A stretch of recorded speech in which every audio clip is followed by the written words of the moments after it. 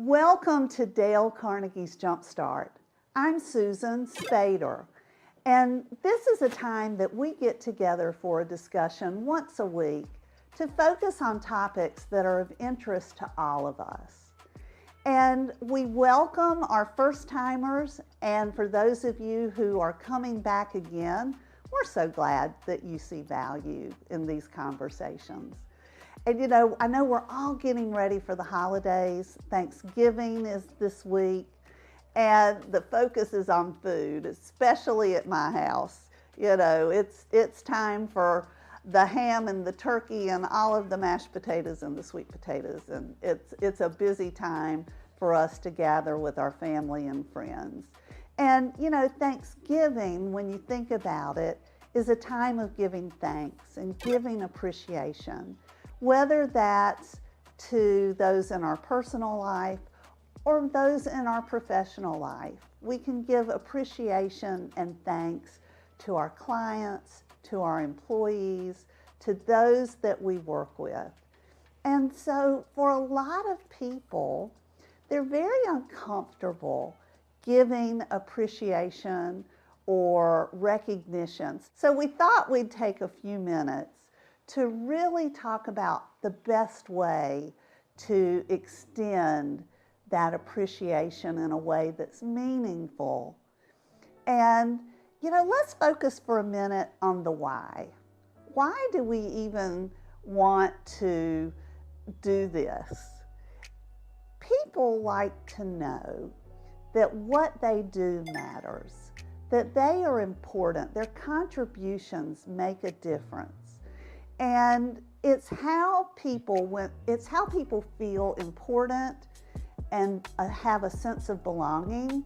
If you remember Maslow's hierarchy of needs from college, appreciation and recognition is a way to fuel that need for the people that we interact with. Our founder, Dale Carnegie, in the book, How to Win Friends and Influence People, he gives us several tips and techniques, what we call human relations principles, to help guide us. And one of those principles is to give honest and sincere appreciation. The key words being honest and sincere. I mean, don't you know when someone is just trying to butter you up or give you that insincere flattery? So how do we make sure that the appreciation we are trying to share with someone else comes across that way? The key point is to tell people why we're saying what we're saying. So it's one thing if I were to say, you are the best employee I've ever had. Sounds a little fluffy. But if we give the reason why and say, I just want you to know how valuable you are to our team. The skills that you've brought in that we didn't have are making a huge difference in the impact that we have with our customers. And I just want you to know that I appreciate that. So say why you are saying what you are. And that helps you really come across as credible, as honest, and as sincere. And we need to be intentional in looking for opportunities to share recognition, to share appreciation with others. Around the holidays, we might have a gathering. That's a great time to do that.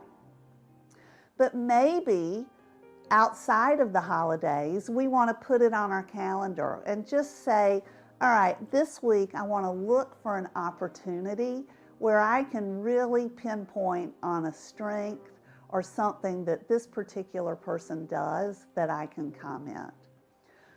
Or maybe you can schedule time in a meeting where team members can give appreciation to each other and build it into the culture of your team. So people know that I've got a regular opportunity that I can share my appreciation for something that a colleague has done, or I can give them recognition for something that really made my life easier.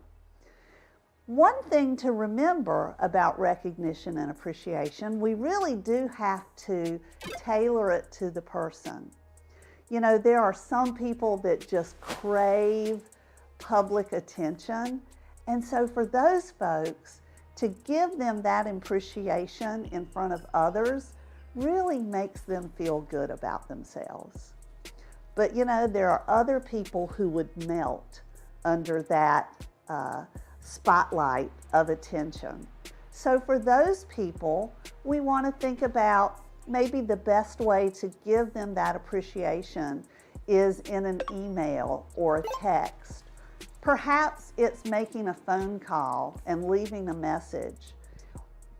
There's also this old-fashioned thing called writing a note that you mail to someone. And in all of these situations, the person can bask in the recognition privately, and they're not going to feel uncomfortable knowing that there are other people there. So you'll know that person, and you will know what's going to be the best way to share that appreciation and recognition with them. So learn how to best be intentional and aware of giving recognition. Look for the evidence or the reason why you say it, and be aware of the circumstances in how you share that recognition. And as you go through the holidays and other parts of the year, you can make sure that your appreciation is well received with the intent that you have behind it. Happy holidays, everyone.